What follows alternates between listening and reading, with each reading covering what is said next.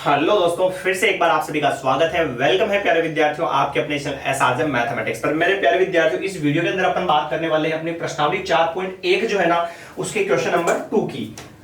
Question number 2 का पहला और दूसरा इस क्लास में अपन सोल्व करने का प्रयास करेंगे। अगर आप पहली बार वीडियो को देख रहे हैं तो पूरा ध्यान से देखें वीडियो को और क्लास को स्किप मत कीजिएगा। और प्लीज जो है, अगर वीडियो अच्छा लगे, आपको समझ में आए ना, तो वीडियो को लाइक, कमेंट और शेयर कीजिएगा। चैनल को सब्सक्राइब करो या ना करो, आपकी मर्जी। बिल्कुल आराम वाले तरीके से पढ़ेंगे। और पुरानी वाली क्लासेस भी अगर आपको देखनी है तो मिलेगी कहां पर? मिलेगी अपने इस चैनल पर। करना क्या है आपको? करना है आपको चैनल पर जाना है। चैनल पर जाने के बाद आपको प्लेलिस्ट के ऑप्शन पर ओके करना है। वहां पर कक्षा 10 की 2026-27 की प्लेलिस्ट मिल जाएगी, उस पर ओके कीजिएगा। पुरानी जितनी भी क्लासेस हो चुकी है वह सारी उस प्लेलिस्ट में मिलेगी और आगे आने वाली है वो भी उसमें ऐड हो जाएगी। ठीक है भाई, तो चैनल को जो है ध्यान से याद कर लेना भाई, अपना चैनल एसआरएम मैथमेटिक्स है। चलिए बात करते हैं अपन आज के प्रश्न की। शांति से पढ़ेंगे, कोई जल्दबाजी नहीं। मोबाइल को आड़ा कर दीजिए, लिखने की कोई जरूरत नहीं है। मैं तो यही कहता हूं कि गणित को अगर उच्च और बेस्ट और शानदार तरीके से कंप्लीट करना है ना, तो सामने रखो मोबाइल को, आराम से क्लासेस देखो और फिर उसको रिवीजन में लाओ। देखो रिवीजन, देखो रिवीजन, रिवीजन देखो, देखो देखो रिवीजन, तभी आपका मैथ्स बेस्ट होगा। और आप कह दो गुरुजी का एक बार क्लास देख लूं और पेपर में पास हो जाऊं, ये तो कतई मुश्किल सवाल है और मुश्किल चीज है। ठीक है ना? चलिए पहले सवाल को समझते हैं, फिर आप रिवीजन करना है इसका। निम्नलिखित स्थितियों को द्विघात समीकरणों के रूप में व्यक्त कीजिए। यानी कि इसकी द्विघात समीकरण बढ़ानी है और फिर उसको छोड़ देना, आगे हल नहीं करना। मेन प्रश्न अपना यही है, द्विघात समीकरण के रूप में व्यक्त कीजिए। चलिए तो इसका कर देते हैं अपन पोस्टमार्टम। देखिए भाई, एक आयताकार भूखंड का क्षेत्रफल। अब आयत की बात करिए बेटा, और आगे कहा उसने लंबाई चौड़ाई की दुगने से एक अधिक है, तो लंबाई और चौड़ाई की बात कर रहा ना, तो हम मानेंगे माना कि लंबाई चौड़ाई के दुगने से एक अधिक है। माना कि लंबाई, समझना ध्यान से, लंबाई और क्या बात कर रहा है? चौड़ाई की बात कर रहा है। ठीक है ना भाई? तो अगर लंबाई चौड़ाई के दुगने से, लंबाई जो है ना वो किसकी दुगनी है? चौड़ाई की दुगनी। तो सबसे पहले हम क्या मानेंगे? चौड़ाई मानेंगे। चौड़ाई मानेंगे तभी तो उसकी दुगनी और एक अधिक करेंगे ना। ठीक है, तो देखना, माना कि आयत की चौड़ाई, पहले क्या मानेंगे बेटा? चौड़ाई मानेंगे। और क्यों मानेंगे आपको समझ में आया ना भाई? माना कि आयत की चौड़ाई क्या मान ली अपन ने? x मान ली। x चौड़ाई मानी, पहले लंबाई क्यों नहीं मानी? क्योंकि लंबाई जो है बेटा, इस क्षेत्र की जो लंबाई है ना, वह उस चौड़ाई के दुगने से एक अधिक है। चौड़ाई का दुगना करेंगे और फिर उसमें एक जोड़ेंगे तो क्या आ जाएगी? लंबाई। तो चौड़ाई हमारे पास होगी तभी तो दुगनी करेंगे ना भाई। ठीक है ना? तो इसलिए हमने पहले मान लिया कि आयत की चौड़ाई क्या मान ली? x मान ली। फिर प्रश्न कहता है कि लंबाई जो है उसके चौड़ाई के दुगने से, तो यहां पे लिखता हूं, तो आयत की लंबाई उसके चौड़ाई के दुगने से एक क्या है बेटा? अधिक है। एक अधिक है। तो अगर हम चौड़ाई मानते ही नहीं तो लंबाई कैसे निकालते? ठीक है ना? तो इसलिए चौड़ाई को x माना, फिर लंबाई जो है उसकी चौड़ाई के 2 गुने से एक अधिक है। ठीक है भाई, चलिए अब इसको सोल्व कर लेते हैं। 2 इंटू एक्स तो क्या होगा बेटा? 2x और फिर प्लस का क्या आ जाएगा? 1। आया समझ में? अब प्रश्न ने क्या कहा कि आयताकार भूखंड का क्षेत्रफल 528 है। यहां पे लिखूं मैं क्षेत्रफल, क्या लिखूं बेटा? क्षेत्रफल बराबर कितना है? 528। क्षेत्रफल है किसका? अरे भाई क्षेत्रफल किसका है? आयताकार भूखंड का, यानी आयत का क्षेत्रफल। तो यहां पे क्षेत्रफल किसका हो जाएगा? आयत का क्षेत्रफल। और आयत का क्षेत्रफल क्या होता है बेटा? लंबाई इंटू चौड़ाई। लंबाई इंटू चौड़ाई। और वो कितनी दे रखी है? 528। यहां पे मीटर की घातों को हटा दो। अब लंबाई कितनी है? 2x + 1। ये लो कोष्टक में बंद कर दो। इंटू चौड़ाई कितनी है बेटा? x है, बराबर में 528।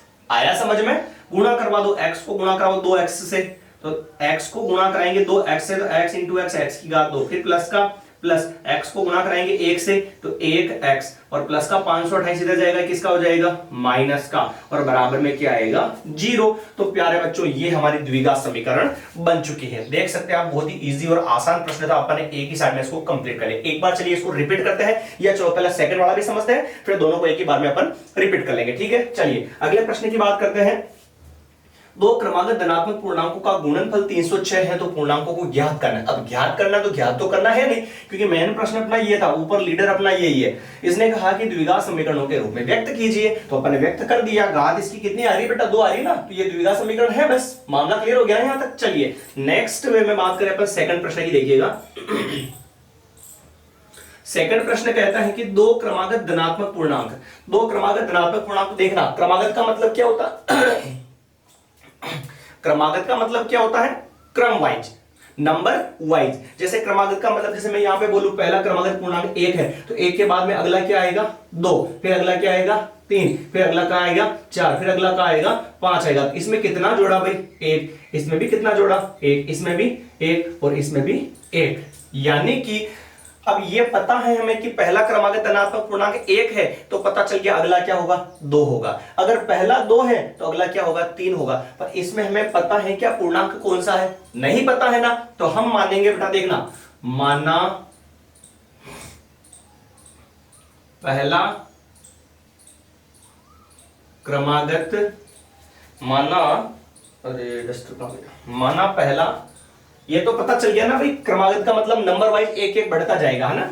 तो माना पहला क्रमागत धनात्मक पूर्णांक, पहला क्रमागत धनात्मक पूर्णांक बराबर का मान लिया भाई x मान लिया। आ गया समझ में। अब प्रश्न ने कहा कि क्रमागत और कितने पूर्णांक है 2 है, तो इसका अगला क्या होगा दूसरा, तो दूसरा क्रमागत धनात्मक पूर्णांक, दूसरा क्रमागत धनात्मक पूर्णांक क्या होगा।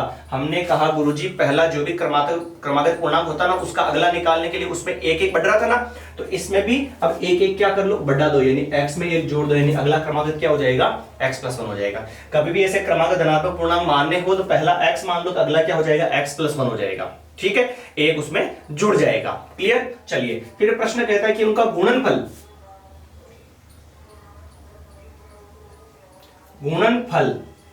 गुणनफल दे रखा बेटा 306।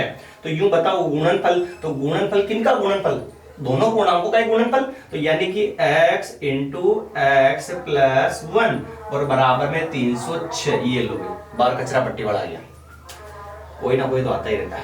x को x से गुणा कराओ, x की याद दो, फिर बीच में प्लस का प्लस हो गया, x को 1 से गुणा कराओ 1x हो गया, और प्लस के 306 को इधर ले आओ, किसका हो जाएगा मुन्ना माइनस का, तो बराबर में क्या होगा 0। तो ये देखो भाई, एक लिखो या मत लिखो उससे कोई फर्क नहीं पड़ेगा, ठीक है ना, एक की कोई दिक्कत है नहीं। तो अपने आंसर मैच कर लेते हैं एक बार, फिर दोनों को अपन रिपीट कर लेते हैं। चलिए देखते हैं क्या है मसाला इसमें।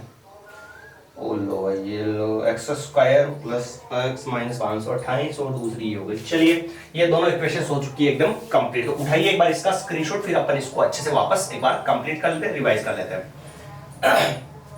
हो गया भाई। चलिए प्रश्न ने कहा कि एक आयताकार भूखंड का क्षेत्रफल 528 है, उस क्षेत्र की लंबाई चौड़ाई के दुगुने से एक अधिक, क्षेत्र की लंबाई कब होगी, क्या होगी, चौड़ाई के दुगुने से। तो पहले हमारे पास प्यारे बच्चों चौड़ाई होनी चाहिए ना, चौड़ाई होनी चाहिए। तो माना कि आयत की चौड़ाई मान ली हमने x, तो उसकी लंबाई क्या होगी, चौड़ाई के 2 गुने से 1 अधिक, 2 इंटू एक्स, 2x प्लस 1। ठीक है भाई, मामला क्लियर हो गया गुरुजी। फिर क्षेत्रफल दे रखा है 528, क्षेत्रफल किसका, आयत का, आयत का क्षेत्रफल लंबाई इंटू चौड़ाई बराबर में 528 हो गया। फिर लंबाई की जगह लंबाई लिखा, इंटू का इंटू, और चौड़ाई की जगह चौड़ाई बराबर 528। इसको इससे गुणा कराया 2x², इसको इससे गुणा कराया 1x, और प्लस का उधर भेज दिया तो किसका हो गया माइनस का।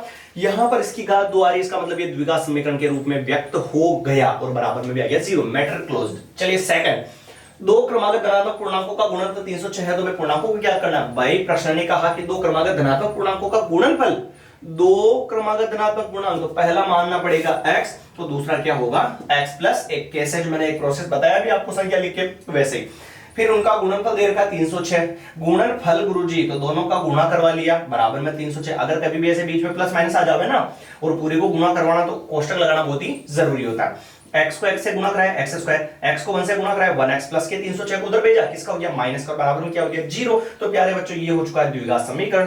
ठीक है भाई, तो आज की क्लास के अंदर 2 सवाल ही काफी है, फिर अपन अगली क्लास के अंदर इसके 2 सवाल वापस करेंगे सोल्व और मिलेंगे नई क्लास में। जय हिंद जय भारत। सभी प्यारे विद्यार्थियों आपसे रिक्वेस्ट है, मैं चाहूंगा कि अगर आपको वीडियो समझ में आया और क्लास पूरी अच्छी लगी और समझ में आया तो प्लीज एक शेयर जरूर ठोक दीजिएगा चैनल पर और अपने इस क्लास पर। बाकी एज योर विश, कमेंट कोई दिक्कत नहीं, चैनल को सब्सक्राइब करो या ना करो कोई दिक्कत नहीं। मिलेंगे नई क्लास के अंदर नए वीडियो के साथ, नए सवालों के साथ धमाकेदार तरीके से। जय हिंद जय भारत, सभी को सीताराम।